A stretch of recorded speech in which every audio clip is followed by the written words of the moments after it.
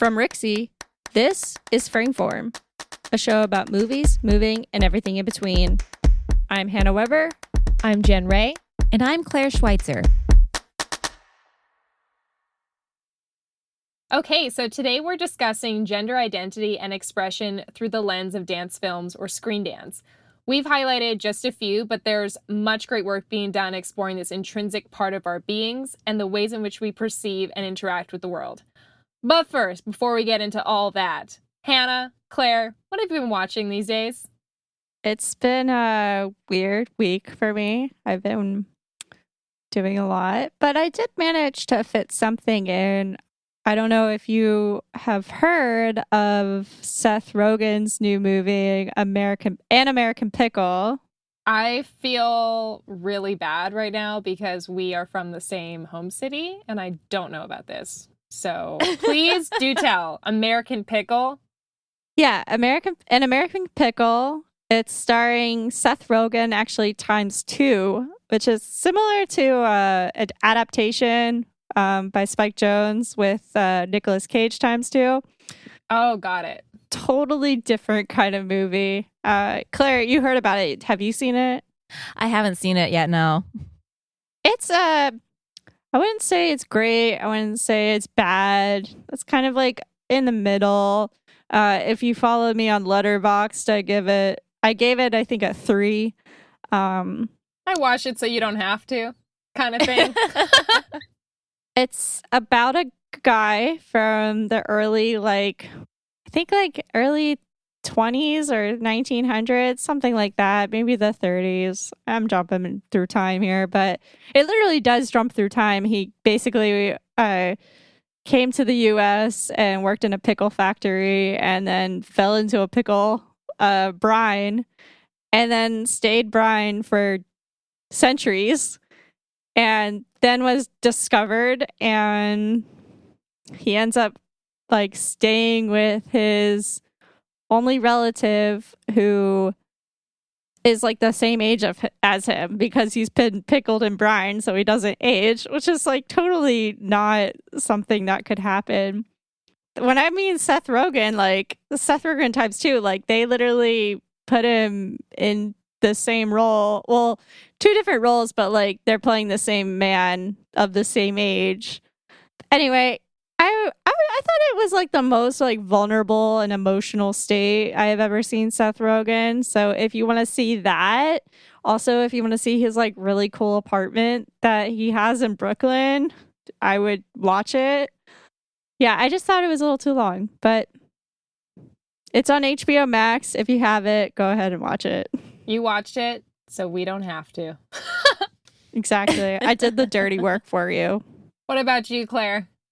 Anything else another... we should avoid? Well, yeah, I guess another film that I watched, so you don't have to, is actually you can watch it if you want to, if you are just intrigued by it, is Guns Akimbo. It's also on Amazon Prime, which I guess I'm you should be sponsored by Amazon Prime. I'm serious. Get Claire. We should be sponsored by Amazon Prime. Every week, sponsor us, y'all. Claire's coming through with Amazon Prime picks, and I still can't bring myself to even browse. Oh. Right. So what did you watch this week on Amazon Prime?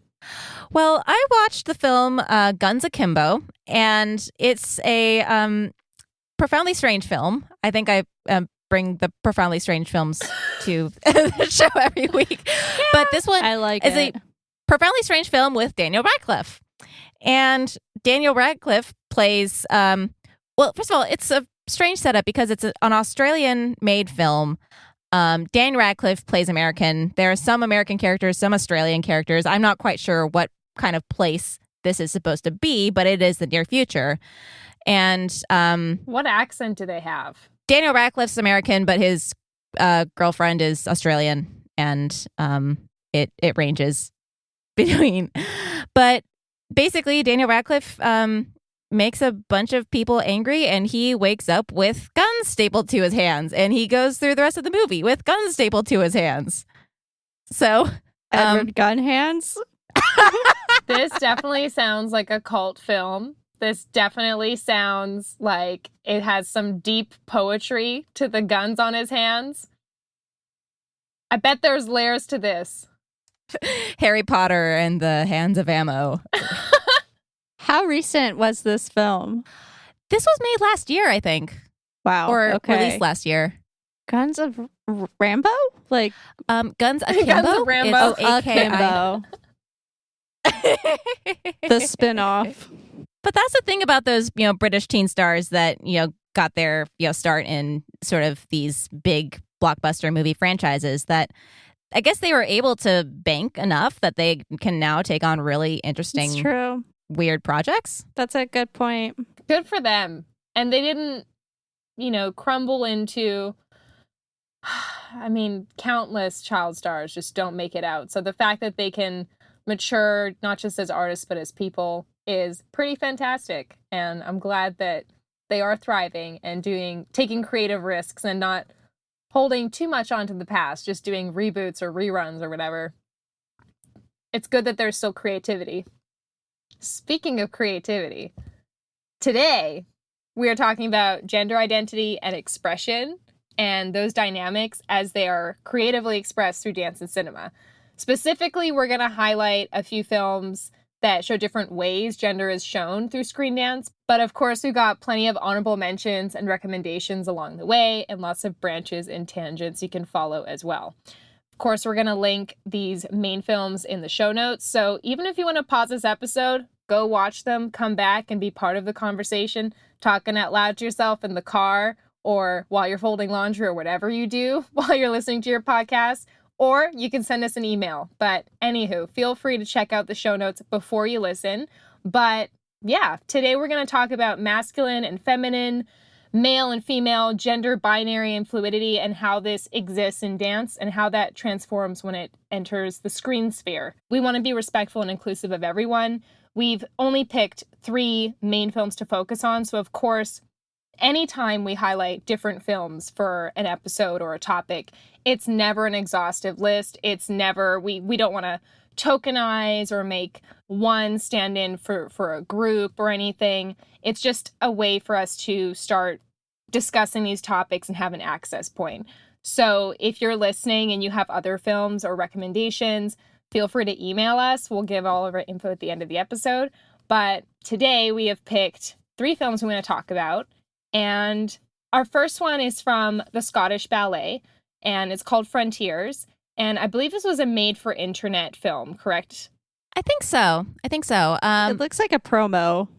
Yeah, it's definitely, I wouldn't say it's not like their other dance films. The Scottish Ballet, I have to give them a lot of credit for doing such great work.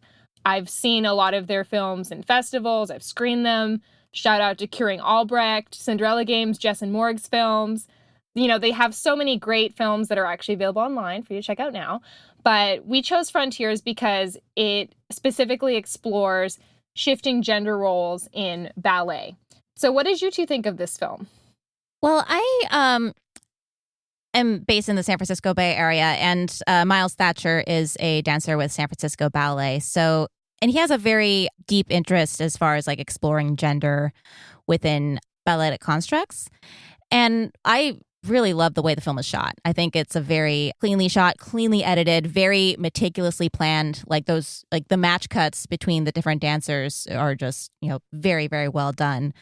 But essentially the film cuts between pairs of sometimes men and women, sometimes women and women, sometimes men and men, doing effectively the same choreography, representing a sense of, it's not necessarily who's performing the material. It is sort of like an embodiment of the material depending on who you are. Yeah, and with many dance forms, ballet has a history of this gender binary existing, not just with the kind of movement we see, but even the costume, even the characters, or the kind of energy that you are encouraged or permitted to have. So it's interesting to see this film as an example of a really great balance of ballet not being too precious or trying too hard to be edgy. It's very clearly contemporary ballet. They're not wearing tutus. They're under an overpass out on the street wearing edgier kind of streetwear and asymmetrical clothes. And it definitely feels very much of the times. that at the same time you can recognize this ballet movement. And it's so satisfying to see it, men and women not being confined to this this binary with their partnering, but to see women and women lifting each other, or men and men dancing together gracefully. It's really such a simple concept, but technically so well executed with those match cuts. And of course, the dancing, that I think it's a great example of very simply exploring gender through dance. It's the clearest example because just looking at the match cuts alone, there's this really nice dynamic edit smash cut that I personally love to incorporate in my own work that makes it so captivating to the eye and makes it just contemporary in general. Yeah, so the match cuts really create a seamless illusion of the different dancers switching between roles in the dance. But something I did notice when I was watching this film is that we don't actually see the women performing any of the lifts. Like, we'll see one woman, like, a pair of... Oh, I didn't track that. Yeah, so we'll see, like, two women actually, like, going to prepare a lift, but then it'll immediately cut to either one of the men lifting a woman or one of the men lifting a man. That actually raised some questions for me as far as the film potentially creating the idea of gender neutrality, but not actually, completely fulfilling that idea. Which is so strange because the fact that the males were the only ones doing the lift. I mean, this goes back to just like men being strong, men like being able to carry and hold weight.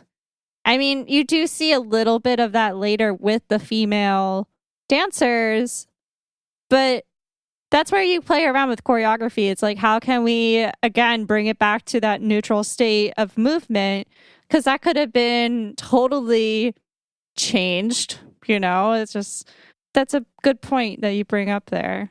Yeah, that completely flips things in a way, because we do appreciate when films authentically, don't just shout out a cause or attempt to do something, but they really live it or express it. So thank you for watching it so closely. Like, I honestly got so lost with the match cuts, and I'll admit, when you're watching something and you surrender to it, you just kind of go along. You decide that you like it and you want to enjoy it and you're watching it. And I totally didn't even think to look for that detail, but it does completely change everything. And I think it's important for us to talk about both perception and reality. There are some things that are reality and some things that are perception. Even you can perceive someone's movement or their expression as masculine or feminine. I think gender expression is in the eye of the beholder. You might see something as feminine, whereas someone else will see it as masculine, or your definition doesn't fit what someone else's does. So I think it's really great to explore different movement dynamics, but at the same time, there are certain facts. Like in my dance classes, I do find it pretty fascinating when I tell children that men's center of gravity is different than that in a female body, which is part of why they can jump higher. I remember before I learned that, I thought men were superheroes. Like, wow, why are they so much better at jumping than females? Like, we must be doing something wrong. Come on, women, let's get this. And then you discover that there are certain things that do actually affect our ability to execute certain movements or have certain dynamics in choreography, but it's important to explore and be informed and be creative where we can, so that we're not just mindlessly following these traditions. Yeah, and with this, I feel like the choreography is more that kind of expression with the body, like as in just the gender as the body, how the gender moves, rather than how the gender acts. We don't really see an expression of male dance. It's more just the action of it. It's not like I am holding this kind of attitude. I feel like the dancers are dancing for the sake of dancing. It's not just I'm a woman and I am floating in space and I am strong and I'm elegant, where men, it's like I am a dominant role, For this, it's just kind of like male, female bodies, and that's it. There's nothing really added to it. It's almost more gender neutral in that sense, I guess, because they're just two people that are equal.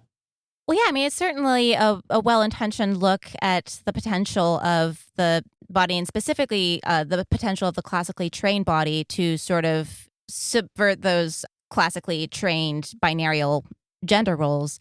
But at the same time, when it comes to ballet and when it comes to formalism in general, I think that it's inevitable that there's going to be some things that slip through, that something's going to be showing that sort of undermines that message. And I don't want to hold this against Miles at all. I think that what he's doing as a choreographer is fantastic, but he had another piece that was choreographed as a part of an SF ballet showcase that also explored notions of gender and sort of like how people could sort of perceive each other without having to. It's sort of like a way of imagining like a gender neutral or like a non-binary space in a balletic setting.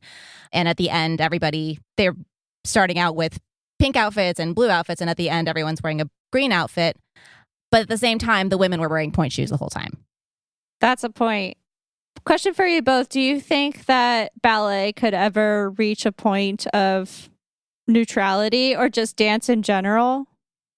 I think that it can. I think that there's certainly people who are making waves as far as reframing traditional notions of gender dance and gender performance. For instance, Sean Dorsey is a San Francisco-based choreographer who I think was the first trans choreographer to appear on the cover of Dance magazine. And he's someone who not only has carved his way through in creating his own work, but he also has created platforms to elevate other trans or gender nonconforming dancers as well. So, but I mean, as it stands right now, if anybody's thinking like, okay, what is dance? A lot of people think, well, okay, they're either going to jump straight to ballet, which is a form that's very much built on the rigidity of gender roles, and one role being utilitarian, one role really being aesthetic. Or maybe they'll jump to ballroom, which again, for the most part, is very heavily dependent on gender roles. It's hard to say, and I think that there is certainly more acceptance of different expressions of gender identity, and specifically those that fall in between the binary, not necessarily falling on either end. But to say that's going to be eliminated, I'm not so sure. I think this relates to every possible thing you can look at. There will always be people that are a progressive example. There will always be people that are a regressive example. There will always be people that are on trend, and there will always be traditionalists. I think that certain things will just come in and out of fashion, or be accepted or not, or in the mainstream or not. But I think there will always exist many examples, and particularly when we're talking about tradition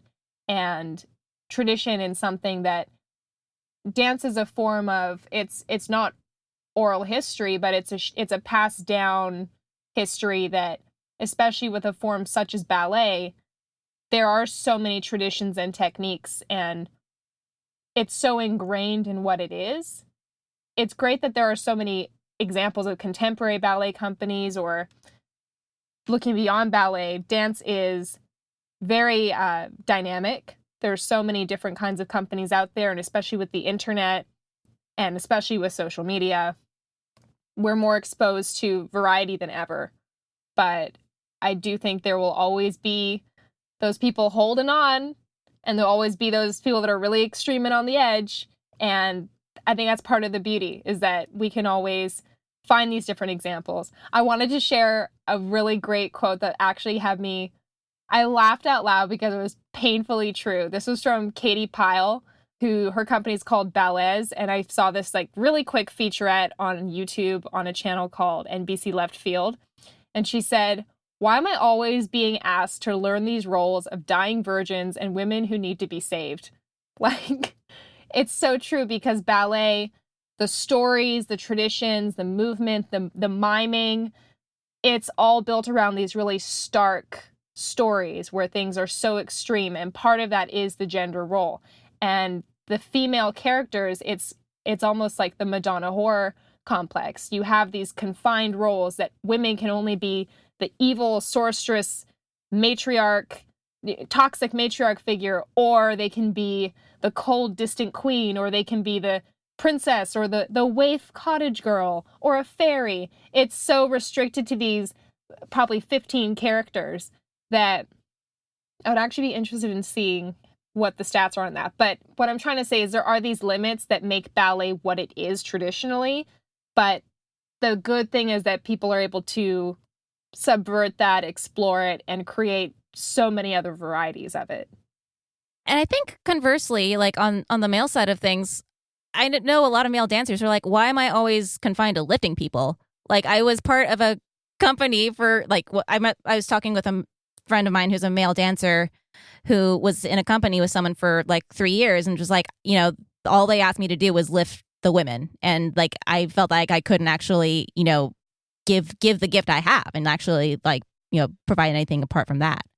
Don't get me wrong, I want to uplift women, but not literally all the time at the expense of doing any of my own choreography.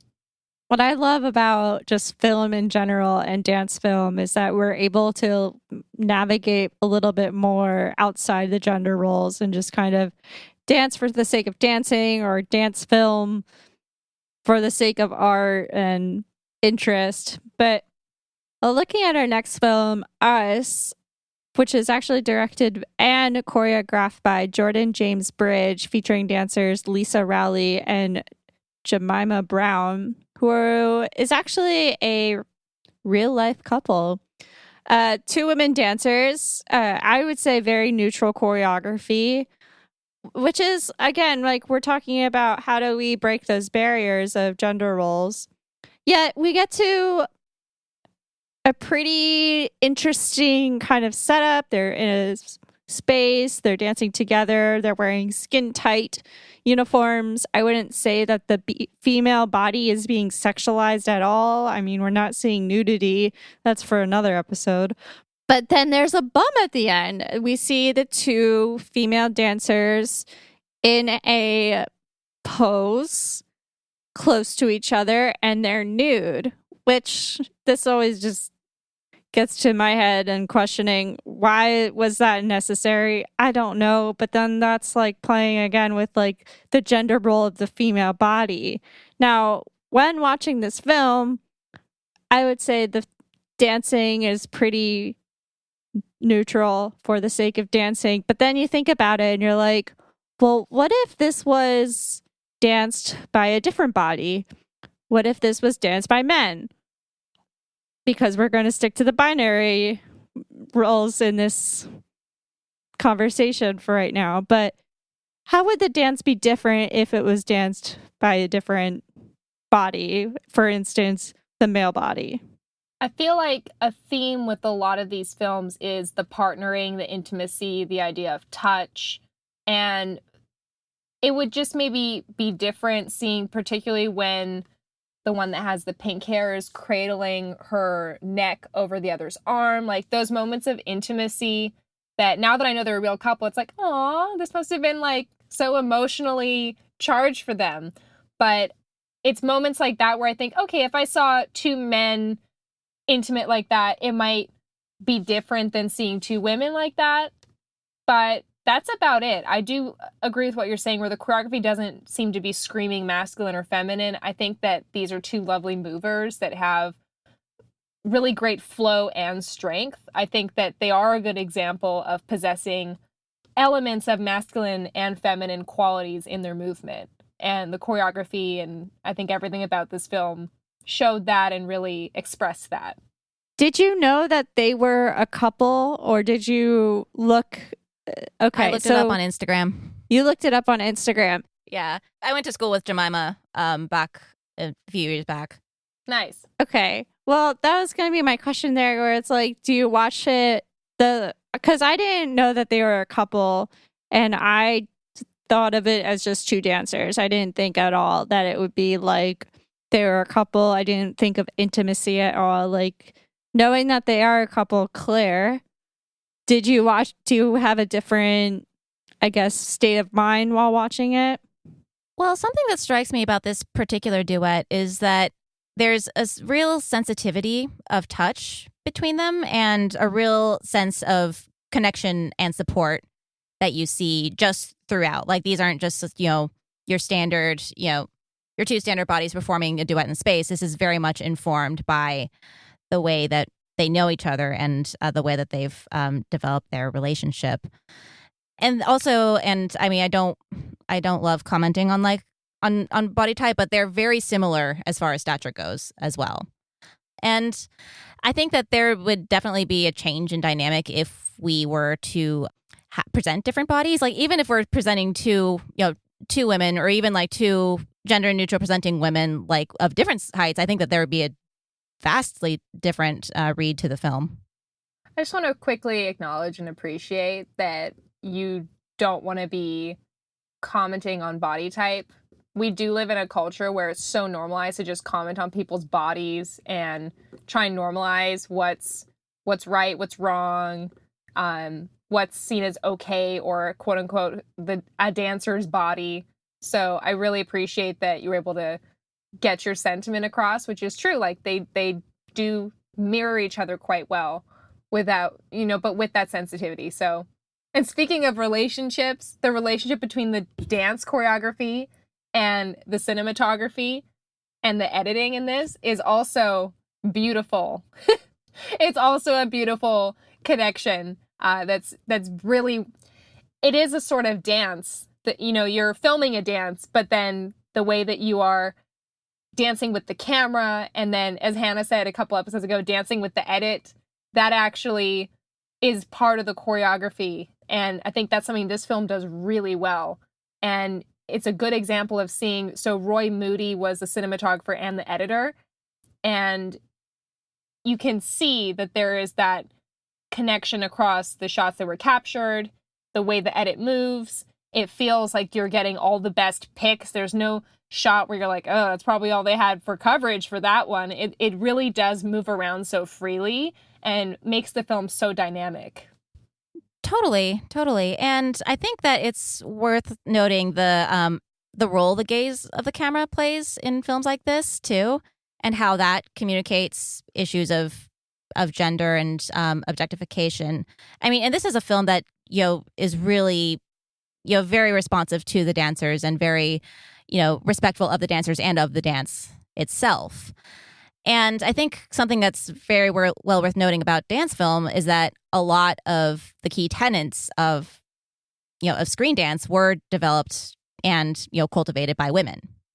So, for instance, Maya Deren and her exploring notions of truth through different uses of the camera and the combination of the camera and the dance, and really de-objectifying the dance in a way and really creating like a full holistic experience of it. So since we are expressing with our bodies, how does sexuality play a role in how we make and how we watch films about gender? And especially with cinema, there is this idea of the gaze, and particularly with this film, we're dealing with intimacy, which doesn't have to be sexuality, but in some cases it is, or it can feel that way. Hannah, you mentioned that this film, it didn't seem to you like it was, like there was that kind of intimacy. Do you think, because when I watched this film, I felt like it was definitely, like, maybe I just think everything's intimate, but I definitely felt like it was respectfully done, so I didn't feel creepy, but I definitely felt like I was watching something very private and for parts of it, and very sensitive to the two of them in a way. I come from everything looking at it as a blank slate to begin with nothing added. And maybe it's just the camera placement, or even just like the very, I wouldn't say lack of focus. There is focus, but it's not over exaggerated expression through their faces. With ballet, we have faces, they have performance face. And then with modern dance, you either kind of also have performance face, but then you also have relaxed face, where this one, it's kind of more kind of like an improvisation where you're just investigating. I didn't know I say that word a lot, but, we're kind of just molding each other together and existing. And I felt that through this work. Didn't think once or twice that these two dancers were intimate or close with one another. They're just, kind of two little seaweeds in an ocean just moving with one another. And that's when I thought about, like, what if this film was, or this film could dance with other dancers and be similar, but yet could also be different. When I think of this film with two men, that's where I think more of expression would occur. Maybe I have some kind of weird relationship with men of like watching, and maybe it was just because of the order of films I was watching where I could have been influenced by the other. Just commenting on the gaze, like what Claire was saying, with film, we're so heavily influenced by body parts. And with this film, I feel like we did not have those augmented camera angles where we're focusing on, knees, high heels. I mean, obviously they're not wearing shoes at all, but we don't have those moments where in a traditional movie, let's say Hitchcock, for instance, because we always start from the ground up, the heels up, we see the whole woman, where this one, we're just kind of seeing the whole woman as a wide shot. And we're not focusing on those intimate or prerogative parts of the body, which gives us that hypersexualization through the male camera gaze. And even though this film was directed and shot, edited, by males, and maybe we are a little hypersexualizing the female body at the very end. Again, I'm not a fan of that shot. I think it's totally a throwaway, personally. I think it just added nothing to that. I think when I think of us, I think it's just like two people. That could have been two strangers. But we see a very different take of what we're seeing of what men could be creating for a wide audience. It's not romanticized at all. All right, so we are going to transition into discussing our last film, which is quite a substantial film, and that is Making Men, which is directed by Antoine Panier and choreographed by Harold George. Yeah, so this film is really based around sort of like an autobiographical monologue performed by Harold George and sort of his memories growing up, intercut with different clips of a group of four men in an African setting. And it's very much centered around this person's reflections upon trying to fit, I guess, as he says, like fit into a hole no matter the shape of the peg in a way. So in Zoolander, the masterpiece by that Ben Stiller's in, they have this running joke of Hansel's so hot right now, like this very popular figure. This film is so hot right now. This film is has this very striking still that a lot of festivals are using where it's one of the men and he's got these antlers and he's carrying another man. And it's just like, you stop scrolling when you see that. Yeah. Like, what's on his head? What? It's clickbait. Very striking. It is, but it really lives up to it when you watch the film, which I was so grateful for. I also feel like sharing that when I watched this, my volume was off and I didn't realize. So I thought it was this very bold artistic choice where, wow, the first 2 minutes are silent, but their movement is so rich. I can hear the music. Just total joke. Anyways, this is a great film. And something I really like about it is that it is so well done and it is being seen a lot of places. It's getting out there and it's showing new stories. I love that it's from Africa. It's so great to see new audiences finding these films.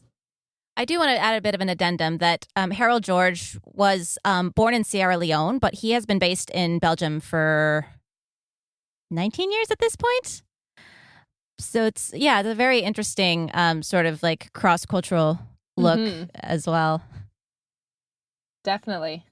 Just talking about gender identity and gender expression in this work, I mean, talking about what you just said, Claire, about a round, a square peg going into a round hole, how do we play with that? And with this, I mean, just the first thing that you hear through the narration is just this quote, like, I chose to dance because it was like the most like not masculine thing I could do, which I find some people could say, yeah, or most people, we could say average American would definitely say dance is definitely like, that's a wussy kind of sport.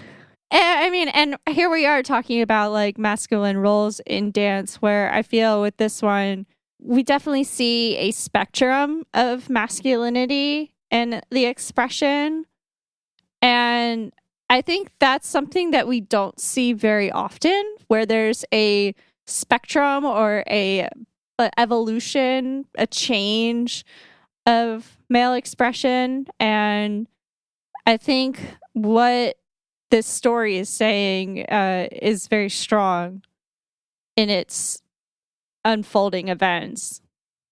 Definitely. And by having these binary categories, you by default end up defining them in binary terms. So when we think masculine, or even when you're learning choreography and teachers might say, play this masculine, play this feminine, play it aloof, play it earnest, like you can bring different energy to your movement. And this film really does show beautiful scenes of men dancing together, them flowing together, lifting each other, soaring and rolling, and really dancing in a dynamic way. They're not being this cookie cutter trope of, you hear the title Making Men and you wonder what kind of movement you're going to see.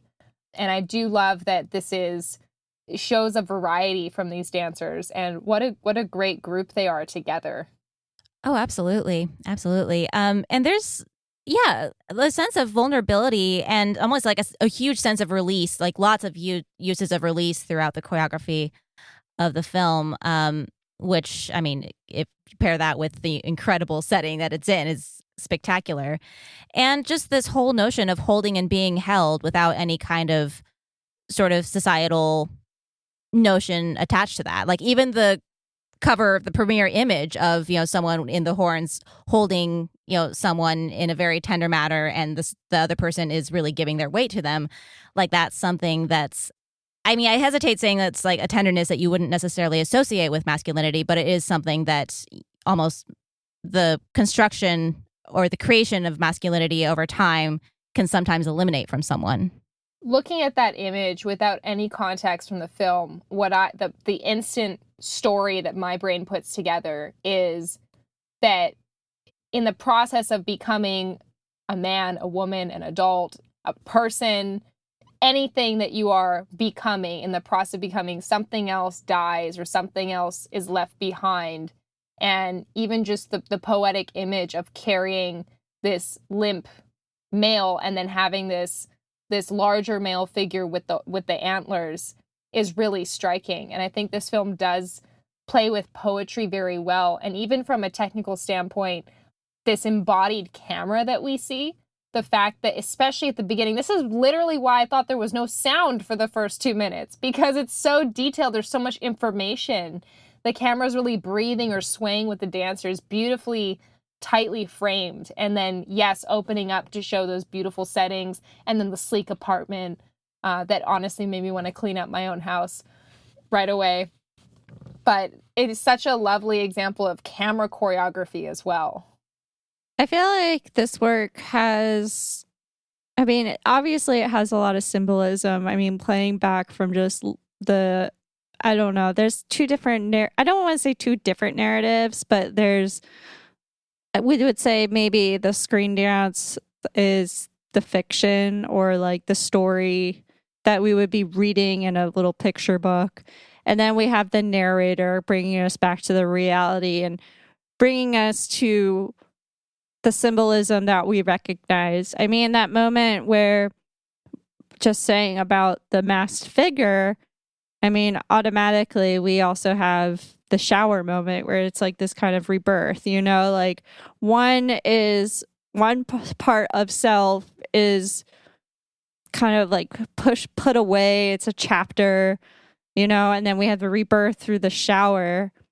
And then there's this moment of transformation where we have the two men in the forest observing one another, which, I mean, I think everyone, when we develop relationships, definitely go through. We're maybe not looking at each other like animal qualities. I mean, there's definitely an animalistic quality throughout this whole work, but yet there's also this celebration of just who you are as a person, which is what we see at the very end. I mean, we're starting with very low and grounded movement, tribal-esque movement, getting to the rebirth. It starts lifting off the ground.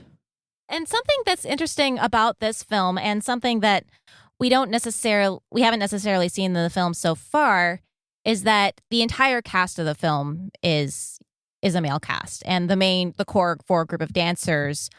Like, how does that shift the way that you see gender in the film, and how do you see that progression through the film as a result?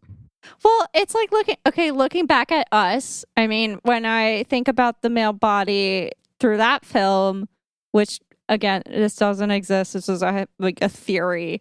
Like, I think it would be like Making Men, where there's a lot more emotion involved because the body is so, I don't want to just say detailed, but there's more to look at in ways, because when we commonly watch male dancers at times, they are shirtless, which definitely gives them a sexualization to them.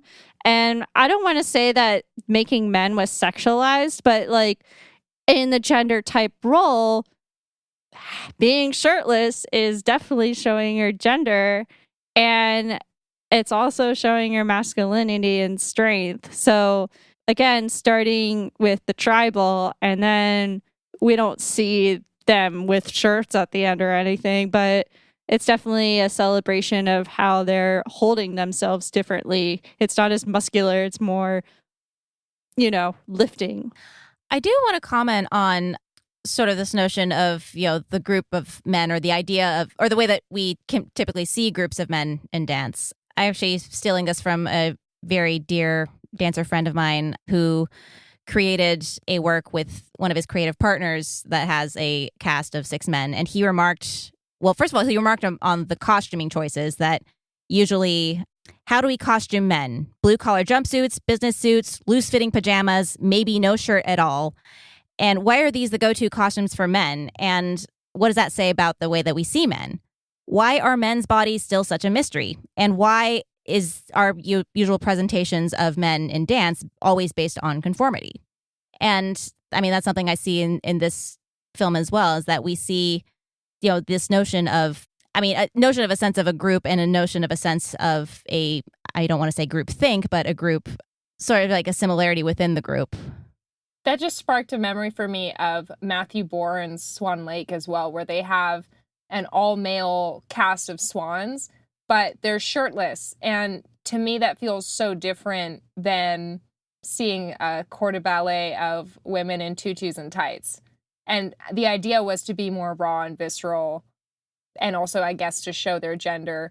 But I remember just commenting to my husband when we went to the show that it doesn't feel like, often when we try and flip gender to try and see how would this hold up or how would this be different, it almost just exposes the tropes that exist, or exposes that, okay, I guess you can't fully, even when you try and swap it perfectly, everything shifts with it. It's never just a perfect swap of values. Absolutely. Absolutely. Yeah. In the same, again, I'm reading from this one essay, but in the same essay, the dancer remarks that, if we have a piece with all men, does the message change if it's all women? Do you free it from a patriarchal lens at all? Yeah, it's like, can we have a female James Bond? I don't know.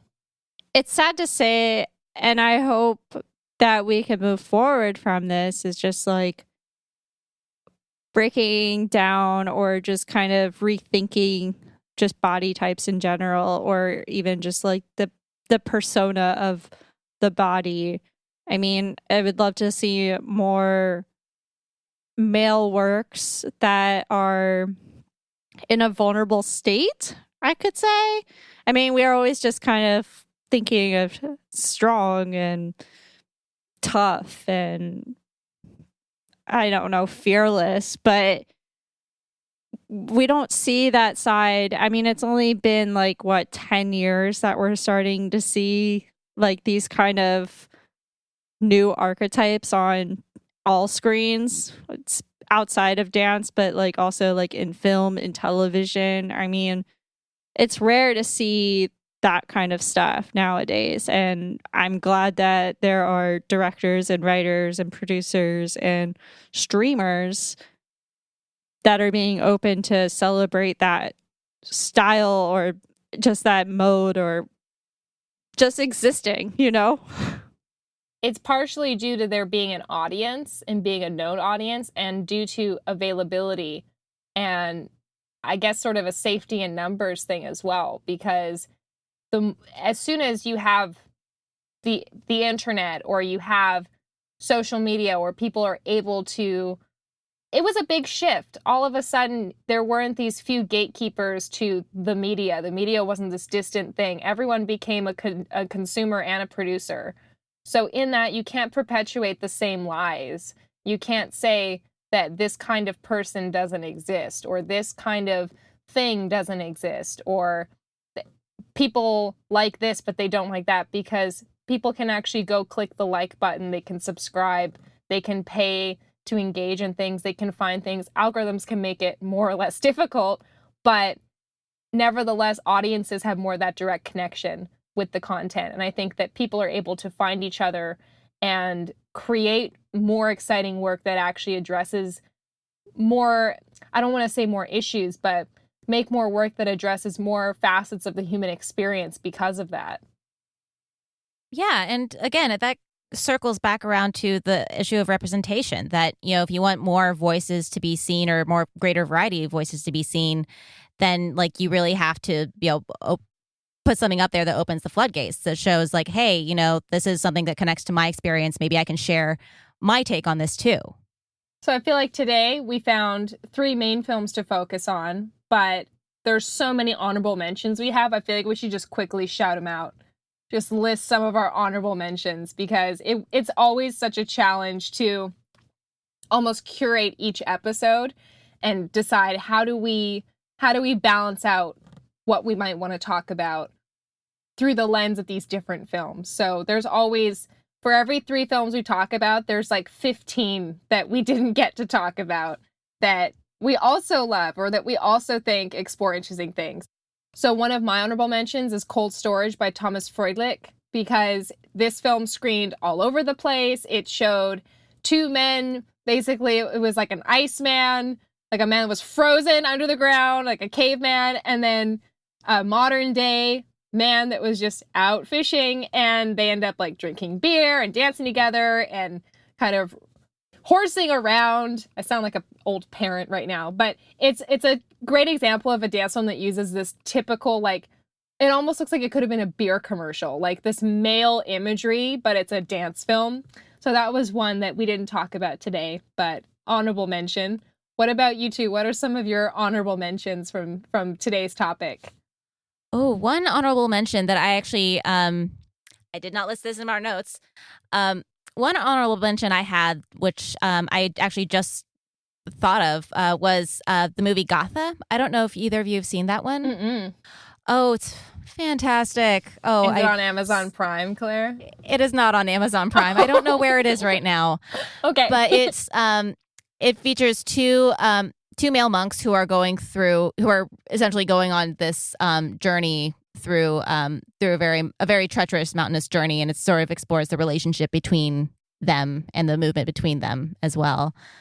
Another one of my honorable mentions is The Yellow Room, directed and choreographed by Kitty McNamee. She's based in Los Angeles, and this film this seems to be a theme with a lot of these films. Is in order to show masculine and feminine, we show two dancers.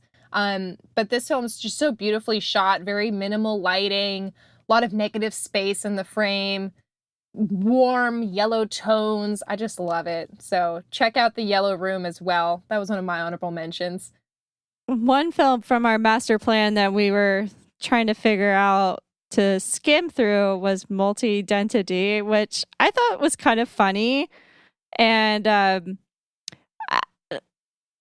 this one is playing more with the solo body, which you don't really see with these kind of gender identity films. And I mean, I would love to see more dance films that feature solo works that explore this genre. I'm going to say this is like a subgenre of the mode of dance film. And I think it's just a little bit more complex, where in this case, it was just focusing on the clothes, which this is where I'm going to be like devil's advocate. I don't think that clothes didn't work as a gender definition, I could say, because maybe it's just that we're in this time where there's a lot of cross-dressing going on, and that's just what fashion is. I myself dress very gender neutral with a feminine touch, but I thought it was very fun and playful, and I think it was just kind of like the start of something that could be bigger. So I would definitely look that up on YouTube if you have the chance. And hey, like I said, there are so many films that explore not just our main topic today, but other topics we're going to discuss throughout the season. Please feel free to email us at frameformpodcast@gmail.com if you have suggestions for films or topics that you want us to discuss. Part of our goal with this is, to nerd out and talk about films that we love or that challenge us or inspire us, but also to bring this into a bigger conversation and expand our perspectives as well, and those of the listeners. So today was just a sampling, plus those bonus mentions. But in closing, I think we just scratched the surface of how gender is expressed through dance. We talked about a few traditions in dance, particularly with ballet, how gender is a part of how we understand or how we learn dance. But on the plus side, there are so many amazing works being created that explore this and are finding new ways to not just take for granted the way things have always been done, but forge new ways that we can see the world and remake dance as we go forward. The first thought I had when we were going to discuss this topic is going to be the last main thing I share on this episode as well, which is a quote from RuPaul I really love, which is, "We're all born naked and the rest is drag." So with that said, gender and masculinity, femininity, fluidity is all in the eye of the beholder. And whoever you are that's listening, we see you, we appreciate you, we want to share these films with you. And please, if you have any other films that are on this topic or any other ones we're discussing this season or have new topics, please feel free to send them our way so we can also include you in the conversation.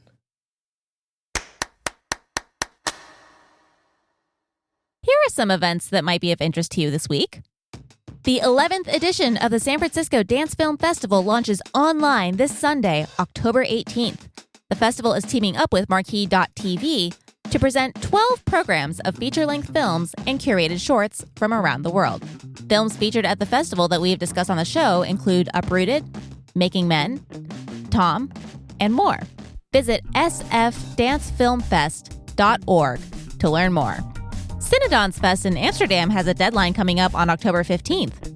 This fantastic festival will take place in March 2021 at the iFilm Museum, which is a fantastic museum if you haven't been before. Films submitted outside of competition are free for entry. The links for all aforementioned events are in the show notes.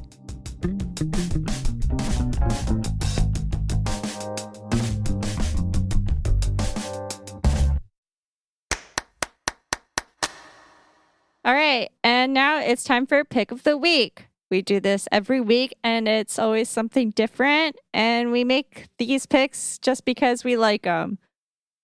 This week, I feel like we need to have a jingle for Pick of the Week. maybe we will. I want choreography and music, even if no one sees it. Pick of the week. Well, Jen, this week, it's your pick of the week. What did you choose? My pick of the week is a remix. So you may remember from a few episodes ago that one of my favorite pastimes is mixing and matching audio and video. And I think this is a common trait amongst editors, including this, I think, unknown editor named Martin Geller. So if you think you've seen Rite of Spring danced every possible way, I've got good news for you. Also, if you're a fan of Stravinsky and or Teletubbies, you'll enjoy this. Sounds random, and it is. I'd like to thank Becky Farrell for sharing this on Facebook, by the way, and Classic FM for finding this and writing the very compelling headline, "A maniac has synced the Teletubbies with Stravinsky's Rite of Spring, and I'm scared." So, that said, if you'd like to see this nightmare fodder, the link is in the show notes. And that's our show. Thank you, everyone, for tuning in and listening, taking time out of your day just to hear the three of us banter about things that you like, things that we like.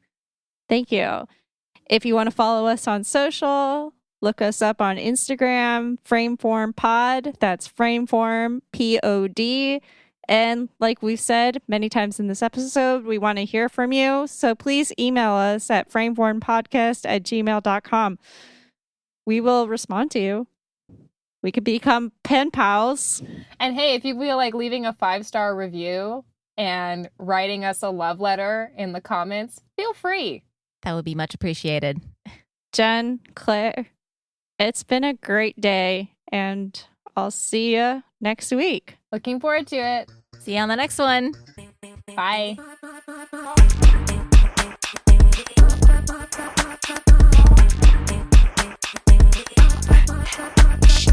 Frameform is a production of Rixie, hosted by me, Hannah Weber, Claire Schweitzer, and Jen Wright. Edited and mixed by myself and Mason Carlton. Thanks for listening. We'll see you next week.